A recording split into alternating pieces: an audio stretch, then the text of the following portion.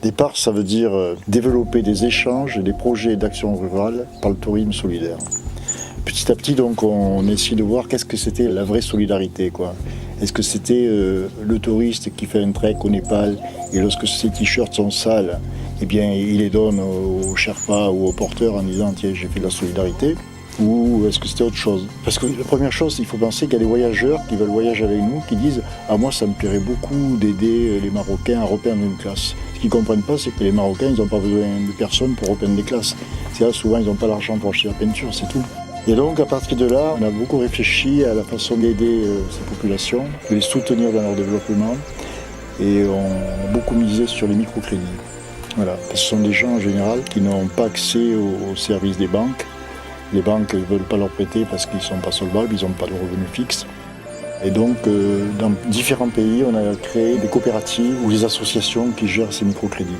Et nous, on amène de l'argent chaque année, on demande d'avoir un rapport annuel de ce qui a été dépensé, le niveau de remboursement de chacun, et c'est tout, quoi. L'argent, il ne revient jamais en France.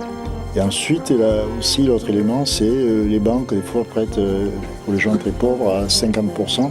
Ben, nous, on dit aux associations partenaires, soit si vous avez d'autres revenus, eh bien, vous pouvez prêter à 0%. Et si vous n'avez pas d'autres revenus, que vous devez employer quelqu'un pour s'occuper de la gestion, du suivi de ces microcrédits, ben, vous pouvez faire un taux assez bas. Et actuellement, c'est entre 5 et 7% pour le Pérou et le Chili. La hauteur des prêts, c'est, on peut dire, 300 à 500 euros au Pérou. Et c'est entre 1000 et 1500 au Chili.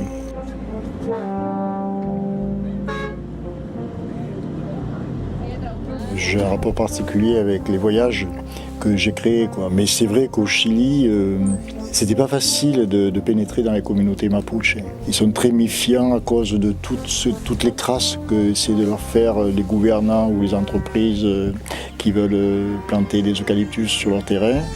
Et ils se sont dit, ces gringos qui nous disent on va venir habiter chez vous pour faire du tourisme et tout ça, c'est peut-être une façon détournée de nous faire avaler encore quelque chose. Les premières années, je peux dire qu'ils disaient oui, mais vraiment à reculons, quoi.